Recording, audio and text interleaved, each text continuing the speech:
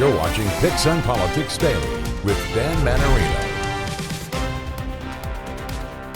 Hey everybody, welcome to PIX on Politics Daily. I'm Dan Mannarino. It is Wednesday, February 4th, and just so you could know, check out our website because we have the special election results posted from the few special elections that were around the city in the last couple of days for the Assembly and State Senate. So you have Diana Moreno, who is Zoran Mamdani, had endorsed her seat for the Assembly. You have Eric Botcher now, and you have Keith Powers, who are all heading to Albany, all city folks who are now headed to Albany, right? And these are key folks who are looking to be in alignment with Zoran Mamdani, who wants to get a lot of things passed in his budget, right? Raising the taxes for the wealthy and the corporate tax rate.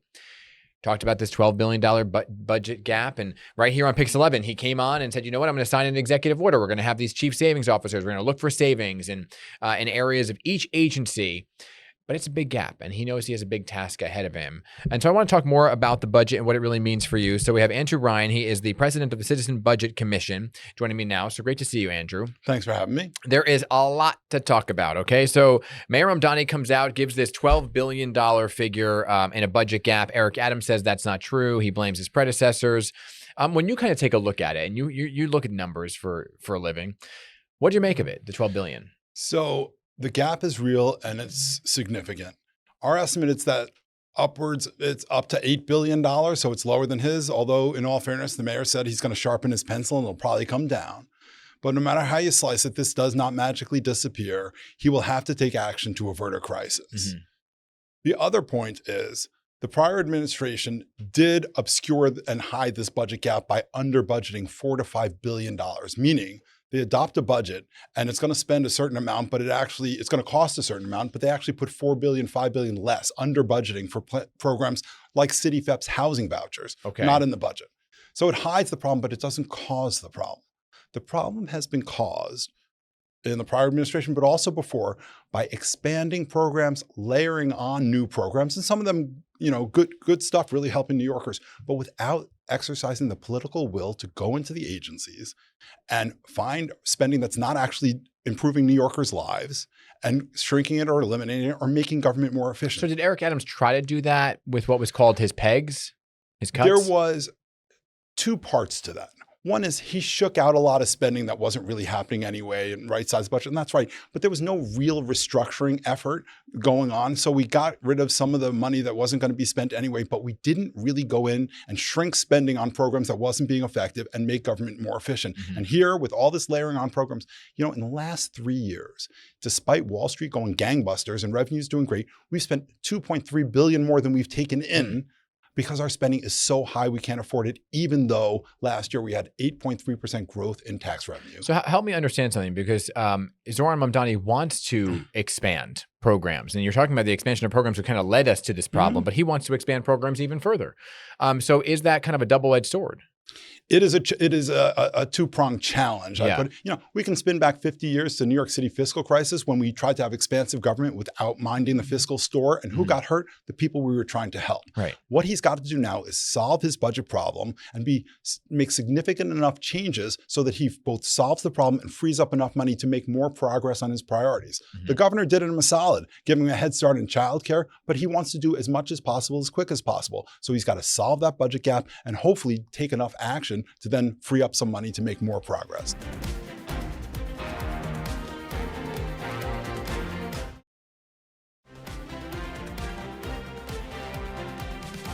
There's been I had the budget director on in December when he was appointed, and he said maybe there's contracts in the DOE that could be looked at, but when I asked the mayor himself, where are areas you can cut right now? He talks about this AI chatbot that was $500,000, but doesn't have more specifics. Do you have ideas of where things could be cut? Yes, there's both specific ideas, but also that process, and he signed the executive order with you. It's a great executive order. I'm sure you got a chance to read it. I did, yeah. It was very good. But it's a process to get there. But here's, for example, just a few. Right now, schools have been shrinking in New York City. We have 100,000 fewer students. Mm-hmm. Yet we keep giving the schools the same amount of money or more. And if you have fewer students, you don't need the same number of staff or teachers. That's probably $500 million right there.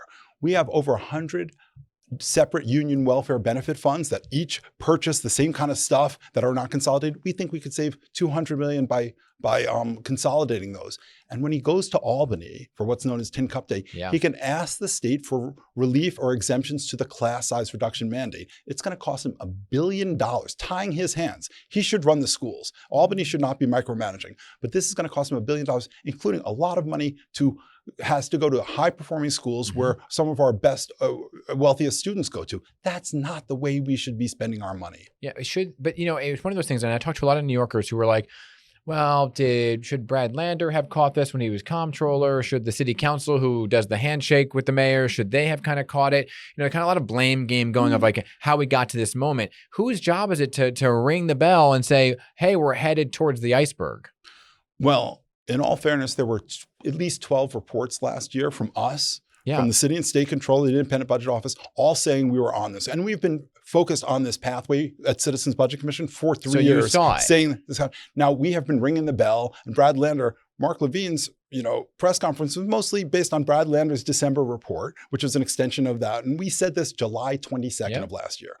The question is, how can we do our job better, in all fairness? But also, when things are going well, people would rather talk about the politics of the day or the promises of the day than look at the hard-nosed solutions that in the long run are necessary, but the problem will happen later. And what happens there is if we delay recognition of the problem and delay the solutions, we end up making it much harder to solve and hurting people. Yeah, I went back and I looked at a few of the archives. You guys were sounding the alarm, but you can't figure out the solution.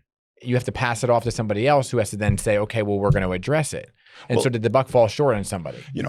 It is, part of our mission is to provide those recommendations, practical recommendations like we talked about class size, like we talked about consolidating the welfare funds. And we have a stable of those over, well over $1 billion or $2 billion.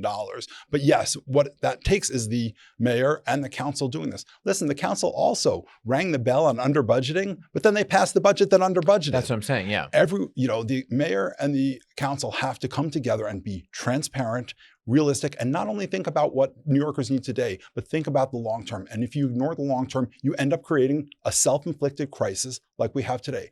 Wall Street is doing great. Our revenues are doing great. Yet we're hitting a fiscal wall that is foreseeable, preventable, but wasn't taken action on. Which is why the governor says she doesn't want to raise taxes. She says, I don't want to raise taxes for the sake of raising taxes. Wall Street bonuses did really well. We have an income in surplus of money. We can pass some of that down to the city. Now, when I brought that to the Mayor Mamdani the day he signed the executive order, he said, well, I don't need a one-time solution. I need a solution that can keep everybody up and running. So do you agree with a rise in taxes for the wealthy to kind of fund some of these ideas? Here's the thing. He's right that we need a structural solution. But New York State and its localities are the highest taxed jurisdictions in the country. Yeah. We are the third highest spenders in the country. It is not a spending problem. It's not that we don't have enough money. It's how we spend our money. Do you know that our top personal income tax rate in New York City is the highest in the country? Our business taxes activity is taxed 17.44% versus 11.5% in New Jersey. If we raise taxes now, we risk losing money for services and losing jobs. Hold on, let me just stop you there, because you just said that the 17% is higher than New Jersey, but Zohar Mamdani says he wanted to match New Jersey. Can you explain the difference of numbers there? The mayor has talked about maxing the state tax rate for corporate income tax, corporate franchise tax to New Jersey's. The thing is, if you're in the city, you pay the state and the city and a surcharge for the MTA region. You layer those on, you're already paying 17.44% for business activity in New York City. If you add 4 points like he's talked about, we will be almost double New Jersey. Right, so you're saying when you add them all together, right now at face value, the city is around 7% or whatever, and he's saying match it to New Jersey, but you're factoring in other ones that are already... That the businesses pay right now. Mm-hmm. Okay, so you're against that. We think it would put us at a competitive disadvantage and harm our ability to create jobs. But we also think it's unnecessary given that we're leading spenders. If New York State and its localities spent what New Jersey spent, we'd save $76 billion this year. Let's focus our money, like the executive order talks about, let's focus our money on the programs that work, run government efficiently, and stop spending money that doesn't improve New Yorkers' lives. Yeah, so realistically speaking, you can do that without having to cut essential services, because a lot of what Eric Adams did, which raised the alarm people, was he closed things like libraries at a time and then said, okay, well, I'm going to reopen them. So you're saying look at the inefficiencies that won't affect the everyday lives or agency, but just some of the wasteful spending. There's wasteful bureaucratic processes, redundant, that we don't have to be doing. When the budget office approves that you can hire someone, then they have to approve the hiring. That's like extra time and extra money, not necessary. We can get rid of that. We should be using 21st century technology much better than we can. And some programs, such as I was talking about the class size, such as I was talking about the hold harmless of shrinking schools, it's not helping anybody. Let's get rid of that and focus the money on services that work.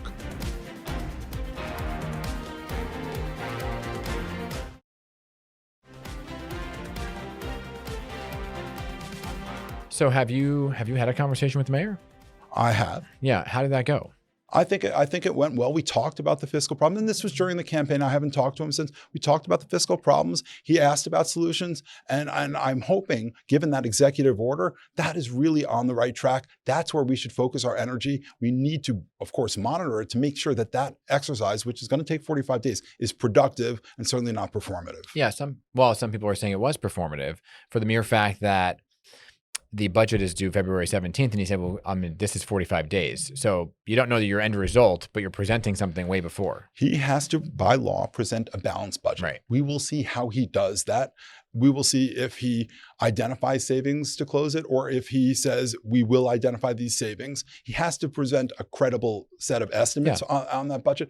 Would we like that executive order to be day one? Of course. Yeah, I'm listening to you carefully, and I appreciate your transparency here. So help me just understand one more thing, which is at the top you said that he presented this $12 billion number. You estimated it to be around $8 billion, and he might readjust to come down to that. So is a $12 billion maybe just a sounding the alarm of the extreme and not reality, to put pressure on, say, Albany to look at taxing the wealthy? He has said that he's refining his revenue estimates. He should also refine the spending estimates, which is what we've done to say this year's probably okay. And he says $2 billion problem, and next year's probably $8 billion versus the $10 billion. Yeah. He's going to do that, and I hope he does it well. I think he wanted to make clear to people that we have a problem and we have to take actions to solve it. We agree with that wholeheartedly. We've been saying that we're approaching this wall. It's good to hear the mayor say that we're at this place and that he wants structural solutions. Yeah. The question is, what are those structural solutions, and what is the impact not only on New Yorkers today, but tomorrow? And that's where I hope he's digging into those agencies, figuring out how to spend our money wisely. Are you going up to Albany for Tin Cup Day? I think I will watch it, but I will watch it astutely, as New Yorkers should, because we need to make sure. People can say everything coming out of the gate, whether it's performative, whatever, productive. Let's see what he does. That's the most important thing. Let's see how New York is doing. That's the most important thing. It's not about ideology. It's about delivery. Yeah. Patience is not a thing that New Yorkers are known for.